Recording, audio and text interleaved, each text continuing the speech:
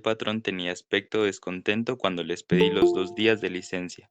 Hoy es sábado, por decirlo así, lo había olvidado, pero se me ocurrió la idea al levantarme. Naturalmente, el patrón pensó que con el domingo tendría 4 días de licencia, y eso no podía gustarle. Pero, por una parte, no es culpa mía que hayan enterrado a mamá ayer en vez de hoy, y por otra parte, hubiese tenido el sábado y el domingo de todos modos. Por supuesto, esto no me impide comprender a mi patrón. Me costó levantarme porque la jornada de ayer me había cansado. Mientras me afeitaba me pregunté qué podía hacer y resolví ir a bañarme. Tomé el tranvía para ir al establecimiento de baños del puerto. Allí me zambullí en la entrada. Había muchos jóvenes. En el agua encontré a María Cardona, antigua dactilógrafa de mi oficina, a la que había deseado en otro tiempo. Creo que ella también, pero se había marchado poco después y no tuvimos ocasión. Le ayudé a subir a una balsa y rocé sus senos en ese movimiento. Yo estaba todavía en el agua cuando ella ya se había colocado boca abajo sobre la balsa. Se volvió hacia mí.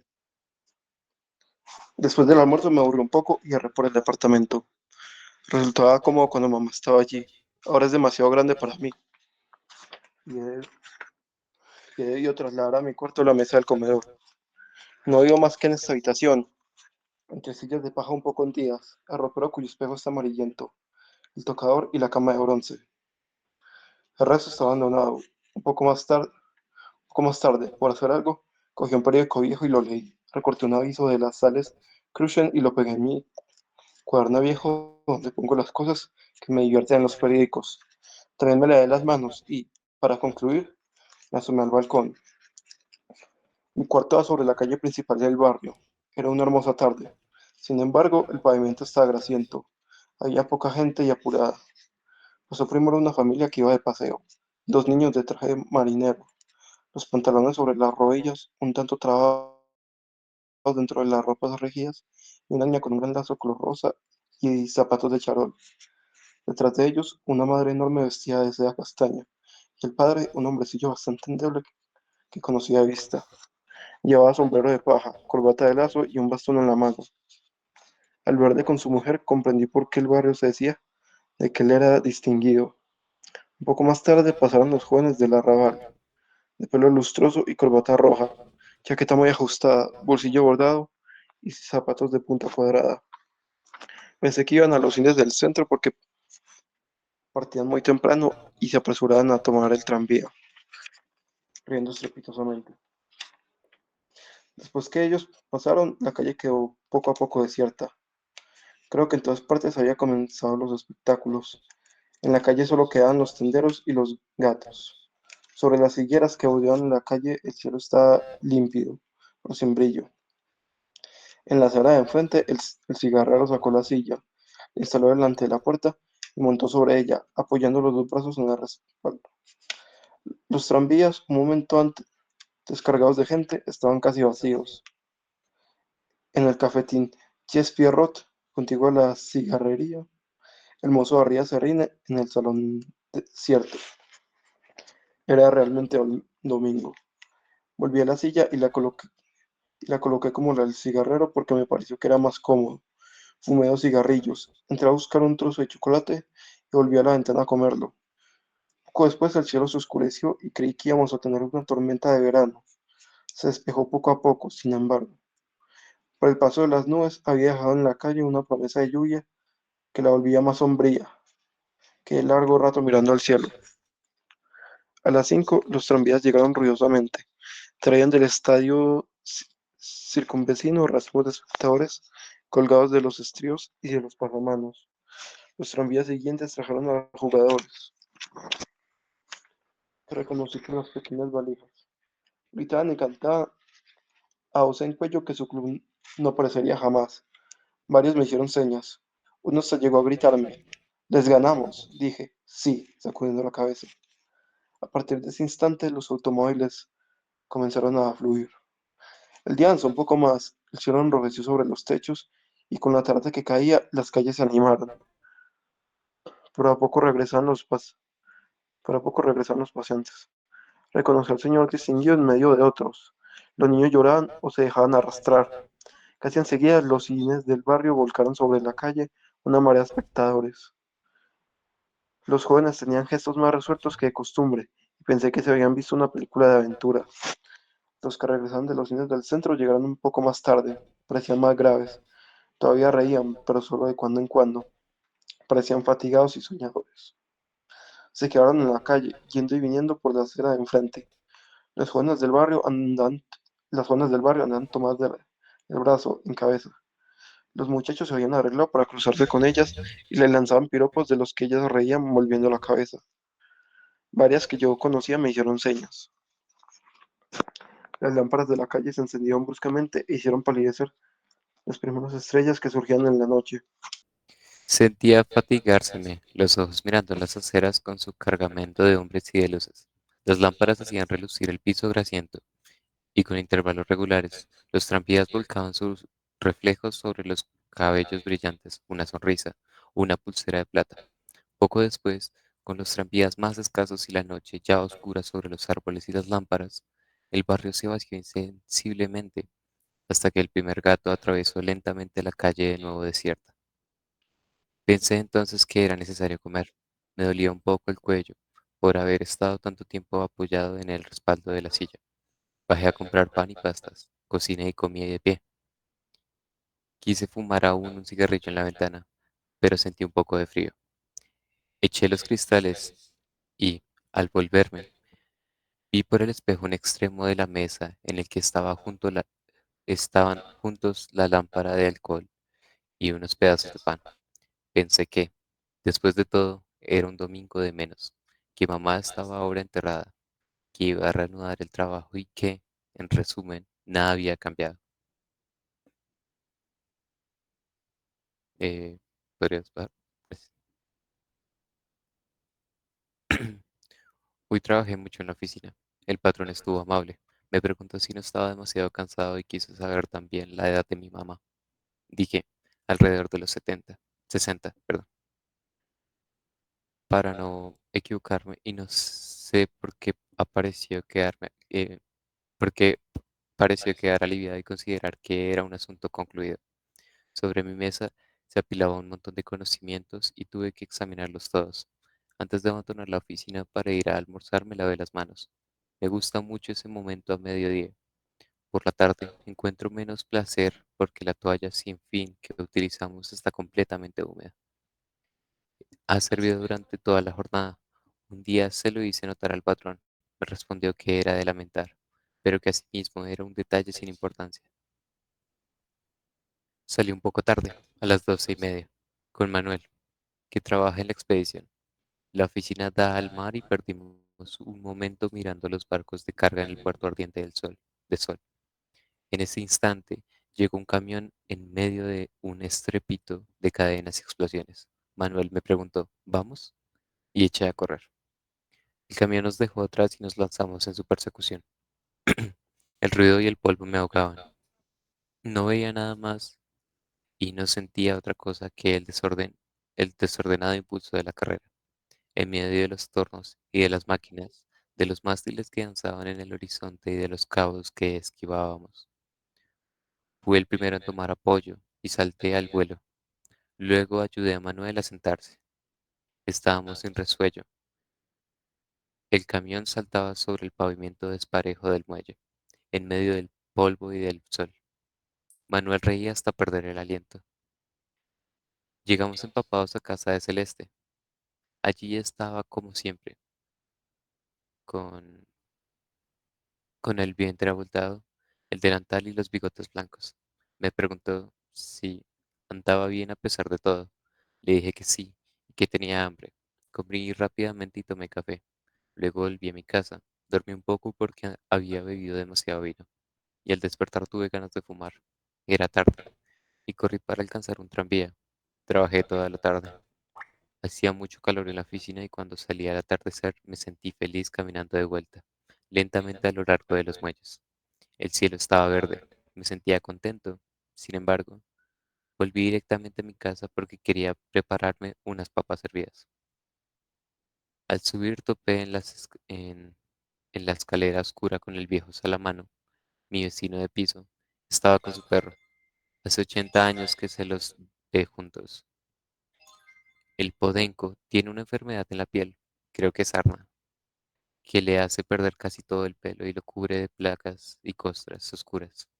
A fuerza de vivir con él, solos los dos en una pequeña habitación, el viejo Salamano ha concluido por parecérsele. Tiene costras rojizas en el rostro y pelo amarillo y escaso. A su vez, el perro ha tomado del amo una especie de andar encorvado, como el hocico hacia adelante y el cuello tendido. Parecen de la misma raza y, sin embargo, se detestan. 2 veces por día a 11 y a las 6, el viejo lleva el perro a pasear. Desde hace 8 años no han cambiado el itinerario. Puede vérsele a lo largo de la calle de Lyon, el perro tirando hombre hasta que el viejo Salamano tropieza. Entonces pega al perro y lo insulta. El perro se arrastra de terror y se deja arrastrar, y el viejo debe tirar de él. Cuando el perro ha olvidado, aplasta de nuevo al amo, y de nuevo el amo le pega y lo insulta. Entonces quedan los dos en la acera y se miran, el perro con terror, el hombre con odio. Así todos los días. Cuando el perro quiere orinar, el viejo no le da tiempo y tira. El podenco siembra tras sí un reguero de gotitas. Si por casualidad el perro lo hace en la habitación, entonces también le pega. Hace 8 años que ocurre lo mismo. Celeste dice siempre que es una desgracia, pero en el fondo no se puede saber. Cuando le encontré en la escalera, Salamano estaba insultando al perro. Le decía, cochino, carroña, y el perro gemía. Dije, buenas tardes, pero el viejo continuó con los insultos. Entonces le pregunté qué le había hecho el perro. No me respondió. Decía solamente cochino, cochino, carroña. Me lo imaginaba, inclinado, inclinado sobre el perro, arreglando alguna cosa en el collar. Hablé más alto. Entonces me respondió sin volverse con una especie de rabia contenida. Se queda siempre ahí y se marchó tirando del animal, que se dejaba arrastrar sobre las 4 patas y gemía. En ese mismo momento entró el segundo vecino de piso. En el barrio se dice que vive de las mujeres. Sin embargo, cuando se le pregunta acerca de su oficio, es el guardaalmacén. En general, es poco querido, pero me habla a menudo y a veces entra un momento de mi oración, porque yo la escucho. Encuentro interesante lo que dice. Por otra parte, no tengo razón alguna para no hablarle. Se llama Raimundo Sintés. Es bastante pequeño, con hombros anchos y nariz de boxeador. Va siempre muy correctamente vestido. También él me ha dicho, hablando de Salamano, dígame si no es una desgracia. Me preguntó si no me repugnaba y respondí que no. Subimos y le iba a dejar. Cuando me dijo, tengo en mi habitación morcilla y vino, ¿quiere usted comer algo conmigo? Pensé que me evitaría cocinar, evitaría cocinar y acepté. Él también tiene una sola pieza con una cocina sin ventana. Sobre la cama hay un ángel de estuco blanco y rosa, fotos de campeones y 2 o 3 clichés de mujeres desnudas. La habitación estaba sucia y la cama deshecha. Encendió primero la lámpara de petróleo, luego extrajo del bolsillo una venda bastante sucia y se envolvió la mano derecha. Le pregunté qué tenía. Me dijo que había tenido una trifulca con un sujeto que le buscaba camorra. ¿Comprende usted, señor Meor Meorsau? Me dijo. No se trata de que yo sea malo, pero soy rápido. El otro me dijo, baja del tranvía si eres hombre. Yo le dije, vamos, quédate tranquilo. Me dijo, me dijo que yo no era hombre. Entonces bajé y le dije, basta, es mejor o, es mejor o te rompo la jeta. Me contestó, ¿con qué? Entonces le pegué. Se cayó. Yo iba a levantarlo, pero me tiró unos puntapiés desde el suelo. Entonces le di un rodillazo y 2 taconazos. Tenía la cara llena de sangre. Le pregunté si tenía bastante. Me dijo sí. Durante todo este tiempo sin test, arreglaba el vendaje. Yo estaba sentado en la cama. Me dijo, ¿usted ve que no lo busqué? Él se metió conmigo. Era verdad y lo reconocí. Entonces me declaró que precisamente quería pedirme un consejo con motivo de este asunto, que yo era un hombre que conocía la vida, que podía ayudarlo y que inmediatamente sería mi camarada. No dije nada y me preguntó otra vez si quería ser su camarada. Dije que me era indiferente y pareció quedar contento. Sacó una morcilla, la cocinó en la sartén y colocó vasos y platos cubiertos y 2 botellas de vino, todo en silencio. Luego nos instalamos. Mientras comíamos, comenzó a contarme la historia. Al principio vacilaba un poco. Conocí a una señora. Para decir verdad, era mi amante. El hombre con quien se había peleado era el hermano de esa mujer. Y me dijo que la había mantenido. No contesté nada. Y sin embargo se apresuró a añadir que sabía lo que se decía en el barrio, pero que tenía su conciencia limpia y que era guarda almacén. Pero volviendo a mi historia, me dijo, me di cuenta de que me engañaba, le daba lo necesario para vivir, pagaba el alquiler de la habitación y le daba 20 francos por día para el alimento, 300 francos por la pieza, 600 francos por el alimento, un par de medias de vez en cuando. Esto sumaba 1000 francos. La señora no trabajaba, pero me decía que era poco, que no le alcanzaba con lo que te daba, con lo que les daba. Sin embargo, yo le decía, ¿por qué no trabajas mediodía? Me ayudarías para todas las cosas chicas. Este mes te he comprado un conjunto, te pago 20 francos por día, te pago el alquiler. Y tú lo que haces es tomar café por las tardes con tus amigas. Tú le das el café y el azúcar. Yo te doy el dinero. Me he portado bien contigo y tú me correspondes mal. Pero no trabajaba, decía que no le alcanzaba. Y así me di cuenta de que había engañado, de que había engaño. Me contó entonces que le había encontrado un billete de lotería y le había encontrado un billete de lotería en el bolsillo sin que ella pudiera explicarle cómo lo había comprado.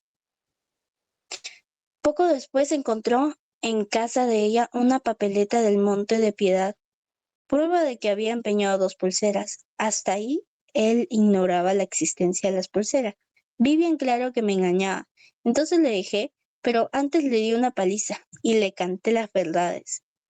Le dije que todo lo que quería era divertirse. ¿Usted comprende, señor Mersault? Yo le dije, ¿no ves que la gente está celosa de la felicidad que te doy? Más tarde te das cuenta de la felicidad que tenías. Le había pegado hasta hacerla sangrar. Antes no le pegaba, la golpeaba, pero con ternura, por así decir. Ella gritaba un poco, yo cerraba las persianas y todo concluía como siempre. Pero ahora es en serio, es serio. Para mí no le he castigado bastante. Me explicó entonces que por eso necesitaba consejo. Interrumpió para arreglar la mecha de la lámpara que carbonizaba. Yo continuaba escuchándole. Y había bebido casi 1 litro de vino y me ardían las sienes. Como no que me quedaban más cigarrillos, fumaba los de Raimundo. Los últimos tranvías pasaban y llevaban consigo los ruidos ahora lejanos del barrio. Raimundo continuó. Le fastidiaba sentir todavía deseos de hacer el coito con ella, pero quería castigarla. Primero había pensado llevarla a un hotel y llamar a los costumbres, para provocar un escándalo y hacerla fichar como prostituta. Luego se había dirigido a los amigos que tenía en el ambiente, pero no se les había ocurrido nada, y para eso no valía la pena. Como como me lo hacía notar Raimundo, se lo había dicho. Y ellos entonces le propusieron marcarla, pero no era lo que él quería. Iba a reflexionar, pero antes deseaba preguntarme algo. Por otra parte, antes de preguntármelo, quería saber qué opinaba de la historia. Respondí que no opinaba nada, pero que era interesante. Me preguntó si creía que le había engañado.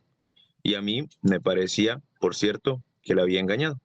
Me preguntó si encontraba que se, que si enco- me preguntó si encontraba que se la debía castigar y qué haría yo en su lugar.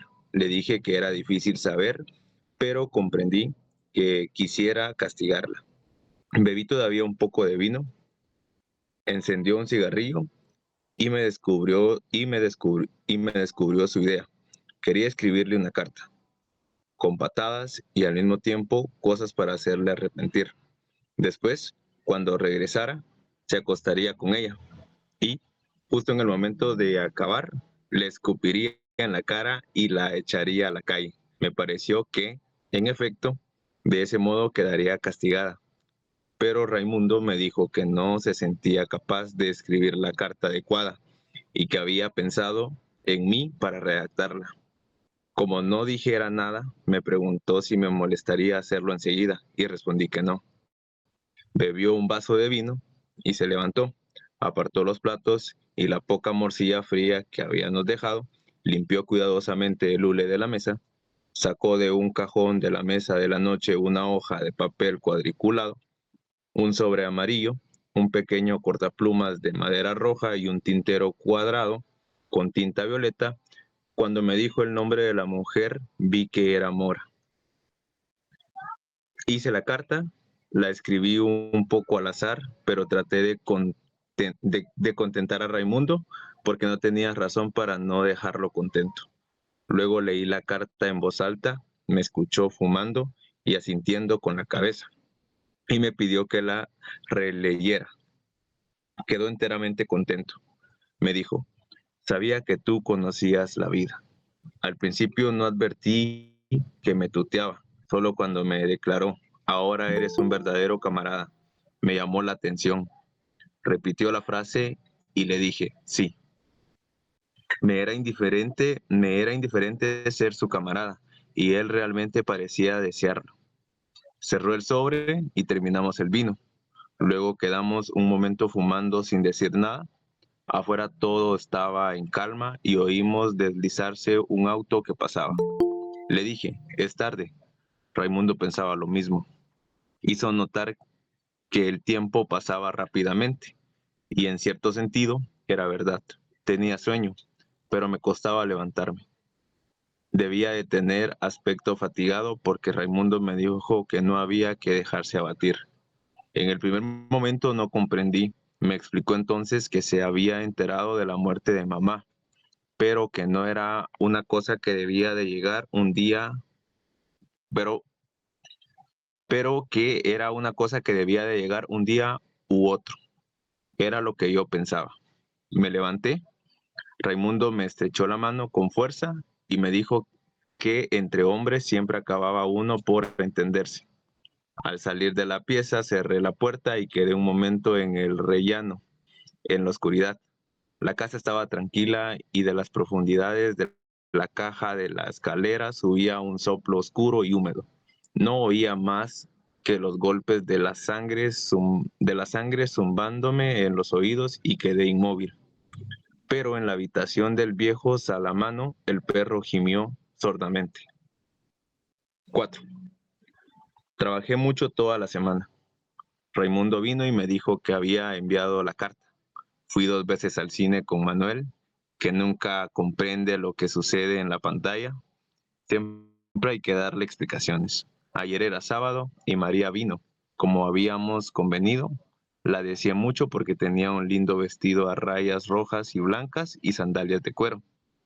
Se adivinaba sus senos firmes y el tostado del sol que le daba un rostro de flor. Tomamos un autobús y fuimos a algunos kilómetros de Argel, a una playa encerrada entre rocas, rodeada de cañaverales del lado de la ribera. El sol de las 4 no calentaba demasiado, pero el agua estaba tibia, con las pequeñas olas alargadas, y perezosas. María me enseñó un juego. Al nadar había que beber en las crestas de las olas, conservar en la boca toda la espuma y ponerse enseguida de espaldas para proyectar hacia el cielo. Se formaba entonces un encaje espumoso que se desvanecía en el aire o caía como lluvia tibia sobre la cara. Pero al cabo sentí que la boca quemaba por la amargura de la sal. María se me acercó entonces y se estrechó contra mí en el agua. Puso su boca contra la mía, su lengua refrescaba mis labios y rodamos entre las olas durante un momento. Cuando nos vestimos nuevamente en la playa, María me miraba con los ojos brillantes. La besé. A partir de ese momento no hablamos más. La estreché contra mí y nos apresuramos a buscar un autobús. Regresar, ir a casa y arrojarnos sobre la cama. Había dejado la ventana abierta y era agradable sentir derramarse la noche de verano sobre nuestros cuerpos morenos. Esa mañana María se quedó y le dije que almorzaríamos juntos. Bajé a comprar carne. Al subir oía la voz, al subir oía una voz de mujer en la habitación de Raimundo. Poco después, el viejo Salamano regañó al perro. Oímos ruidos de suelas y uñas en los peldaños de madera de la escalera y luego, cochino, carroña, salieron a la calle. Conté a María la historia del viejo y se rió. Tenía puesto uno de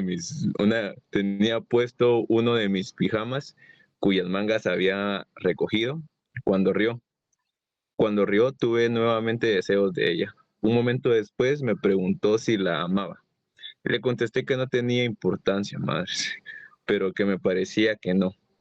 Pareció triste, más al preparar el almuerzo y sin motivo alguno, se echó otra vez a reír de tal manera que la besé. En ese momento el ruido de una disputa estalló en la habitación de Raimundo.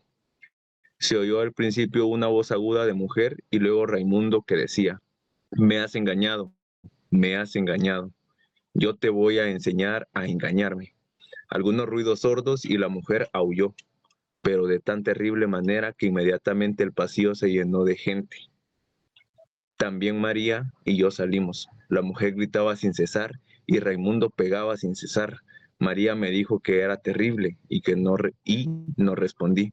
Me pidió que fuese a buscar a un agente, pero le dije que no me gustaban los agentes. Sin embargo, llegó con el inquilino del segundo, que es plomero. Golpeó en la puerta y no se oyó nada. Y no se oyó nada más. Golpeó con más fuerza y, al cabo de un momento, la mujer lloró otra vez y Raimundo abrió. Tenía un cigarrillo en la boca y el aire dulzón.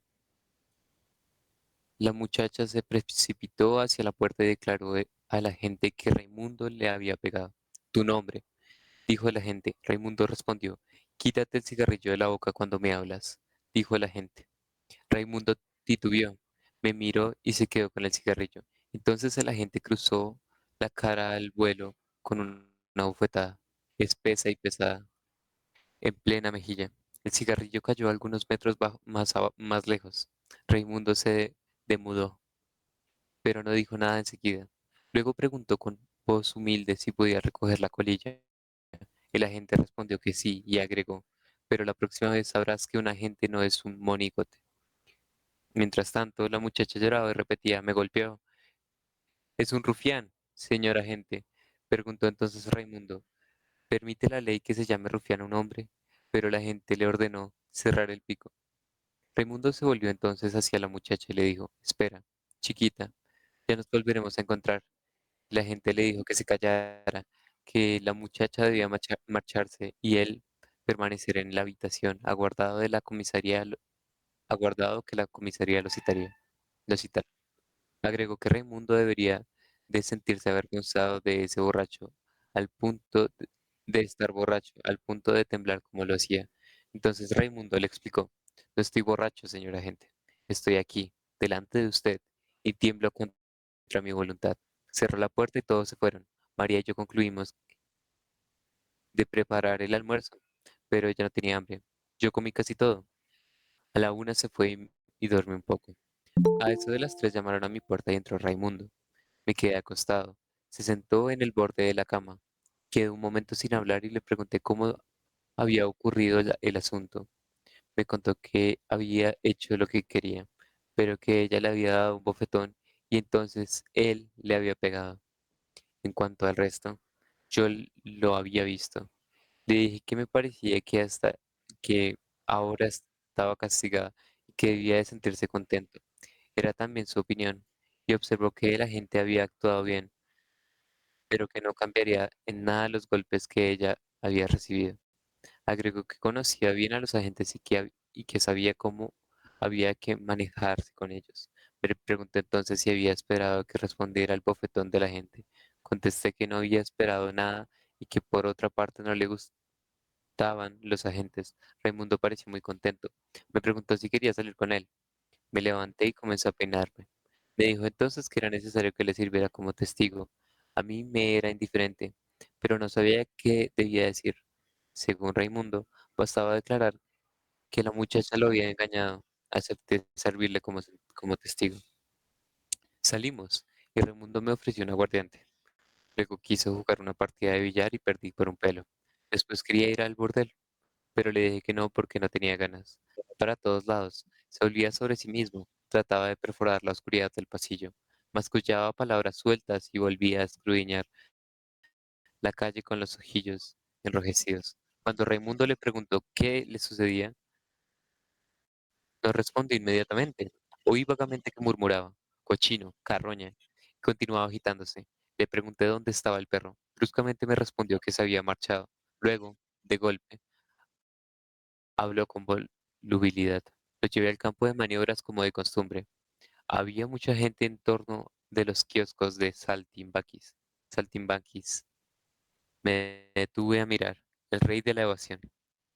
Y cuando quise seguir no estaba más allí. Hace tiempo que estaba por comprarle un collar menos grande, pero jamás hubiera creído que esa carroña pudiera marcharse de así. Raimundo le explicó entonces que el perro podía haberse perdido y que iba a volver. Le citó ejemplos de perros que habían hecho decenas de kilómetros para encontrar a su amo. A pesar de todo, el viejo pareció más agitado. Pero ellos lo agarrarán. ¿Comprende usted? Sí, por lo menos alguien lo recogerá. Pero no es posible. Da asco a todo el mundo con las costras. Los agentes lo agarrarán, es seguro. Le dije entonces que debía ir a la perrera y que se le devolvería mediante el pago de algunos derechos. Me preguntó si los derechos serían elevados. Yo no lo sabía. Entonces montó en cólera. ¿Dar dinero por esa carroña? A que reviente. Y se puso a insultarlo. Raimundo rió y entró en la casa. Le seguí y nos separamos en el rellano del piso. Un momento después oí los pasos del viejo que golpeó en mi puerta. Cuando abrí, quedó un momento en el umbral y me dijo, discúlpeme, discúlpeme. Le invité a entrar, pero no quiso. Miraba la punta de los zapatos y le temblaban las manos costrosas. Sin mirarme de frente me preguntó, no me lo han de agarrar. Diga, señor Mersault. Tienen que devolvérmelo. Si no, ¿qué va a hacer de mí? Le dije que la perrera guardaba a los perros 3 días a disposición de los propietarios y que después hacía con ellos lo que le parecía. Me miró en silencio. Luego dijo, buenas noches. Cerró la puerta. Le oí ir y venir. La cama crujió, y por el extraño y leve ruido que atravesó el tabique comprendí que lloraba. No sé por qué pensé en mamá, pero tenía que levantarme temprano al día siguiente. No tenía hambre y me acosté sin cenar.